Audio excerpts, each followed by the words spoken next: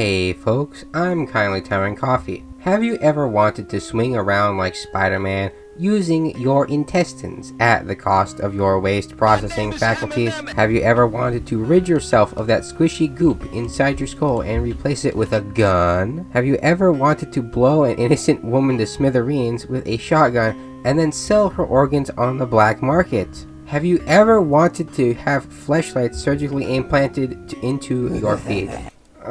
Don't answer that last one. Well, welcome to the wonderful world of Cruelty Squad. Cruelty Squad is a game that exists. In it, you play as a Reddit mod for r/memes, and you are tasked with eliminating fellow Redditors who have posted stale memes at the behest of Mr. Tun from Agretsuko after a 3-week meth binge. This is truly a game for Sigma males only, as you spend the entirety of perfecting the CEO grind set and becoming a high net worth individual, which is just perfect for me, a Chad Sigma male. I'm so Sigma that I go out of my way to avoid interaction with females. In Cruelty Squad, you play as John Cruelty Squad, an elite assassin working for Reddit in a dystopian world where life is meaningless and mega corporations have taken over the world and infested every part of everyday life.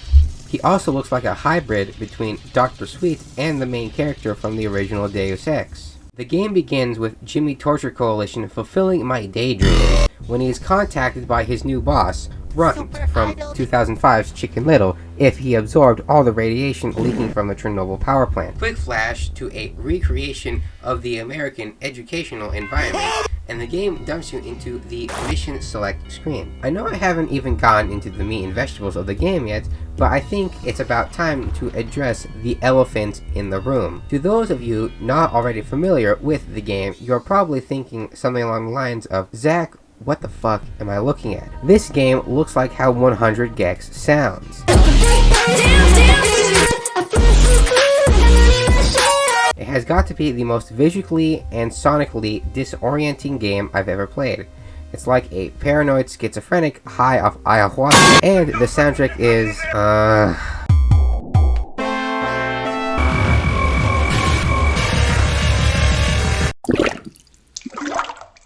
an acquired taste. However, I am quite accustomed to listening to noise, so I quite like it.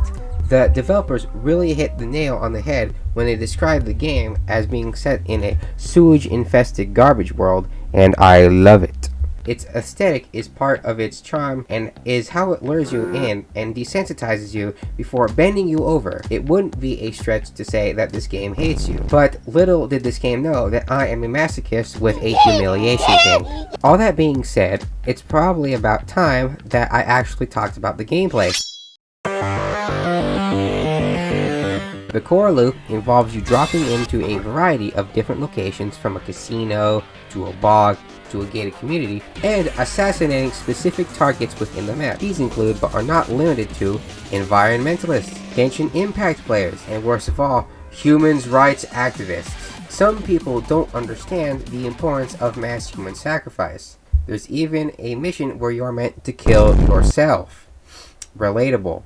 There are two main ways to do this. You can run in and massacre everyone like your average mass shooting enjoyer, or you can take a more calm and slow approach, picking people off from a distance, taking advantage of the game's tactical elements, and avoiding killing civilians. In the beginning, I felt the need to reserve my shots and ignore civilians, but as I was pleased to find out, the game doesn't penalize you for killing innocent people, and my strategy shifted accordingly.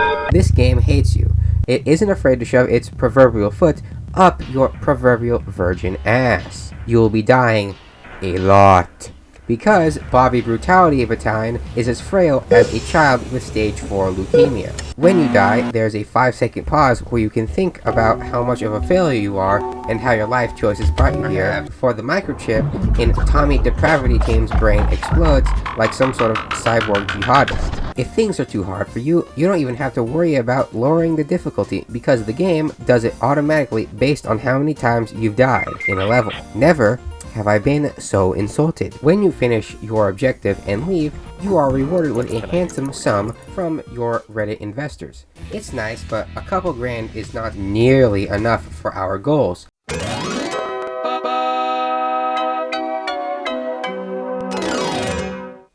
If you sufficiently blow a person to smithereens, you can collect their floppy, valuable organs and sell them on the black market. In this world, the sum of the parts really is more than the whole, and we are going to need a lot of organs.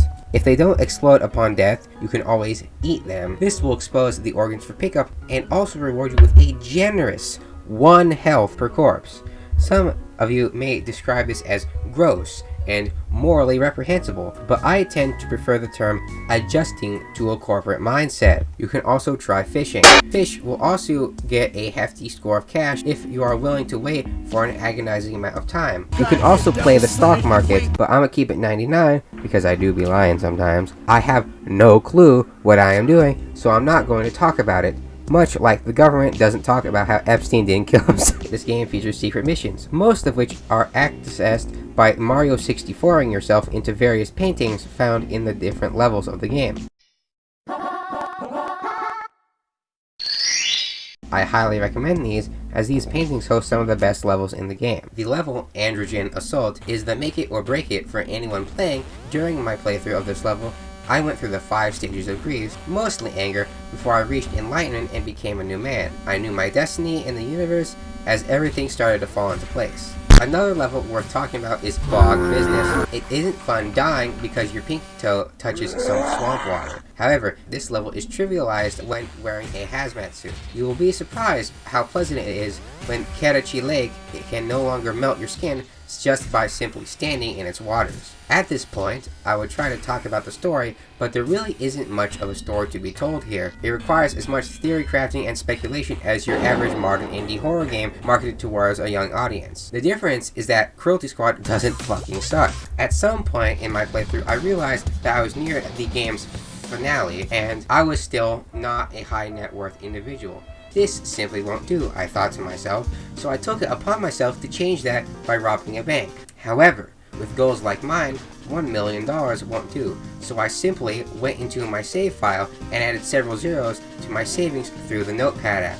Some may say that doing this is cheating and morally wrong, but let me ask you this. When the Romans said to Jesus that practicing his faith was wrong, did that stop him? When you think about it, I used the resources at hand to make a large profit as fast as possible. And that is true out of the box CEO grindset level faking. Using my massive surplus of Dima dollars, I purchased a large house and became a truly high net worth individual. Said hello to my neighbors, and had a friendly interaction with the monstrous flesh dillos hanging by the cliffs. Incoming segue, this game has a surprising amount of variety to it for such a small and niche title. Catapulting yourself with the Gripendix, reverse clay pigeoning people with a shotgun, and giving people at a close range with the AWS are great fun, but the moment I tried the flamethrower and DNA gun combo, I ascended beyond reality itself with all the carnage that I was causing. Yes, my favorite Bible passage, Corinthians 4:20-69, where Jesus grabbed a fucking flamethrower and torched the Romans. In no particular order, my favorite levels are Sin Space Engineering, Apartment Atrocity, Alpine Hospitality, Idiot Party, and Neuron Activator. And my favorite guns are the AK, the sniper rifle from TF2, the air cannon, and the pump shotty. This game is insanely quotable. They're trying to make it legal to cook meth. Don't get me wrong, I'm into freedom, but that's a step too far. Dropped by Games, only to find out that they're all out of Gorbino's quest. Do you know about artificial scarcity? Sorry, what did you say? I was thinking about controlled depopulation. There's too many of us on this planet. When the beat drops, I'm going to fucking kill myself. It was at this point in the video that I had beaten everything and thought it was over. But there was one final challenge in store for me. Trauma Loop. The hardest level in the game, and also the largest. It was a struggle, but after many minutes of trying, and I mean many minutes of trying, I beat it. And I was rewarded with the final ending, and a meme game that trivializes the whole game. But after that, I was left to ponder the experience I had just gone through. And ponder I did, because this game is definitely a talking piece of a video game, and it left me very confused. This game doesn't feel like a game, but a nihilistic cry of frustration against the monotony and meaningless of modern life. I'd say it's art if I was a pretentious asswipe. The game has a lot to say regarding things like consumerism, capitalism, and corporatism, the 3 C's that make up a San Francisco resident's nightmares alongside conservatism. In this game, you are the bad guy. You kill a CEO because he is putting too much of his sponsor money into human safety. You kill a politician for coming up with the revolutionary idea of taxing corporations. The government orders you to kill a bunch of yacht clubbers for practicing sovereignty, and you don't question a thing, you do what you're told, and you have a good time. By the end of the game, nothing changes. You never go against the organization, you never rebel. Even when the organization you work for tries to assassinate you, it's just another oopsie, and you're back to killing people. So I ask, was it worth it? Yes, because the game is awesome!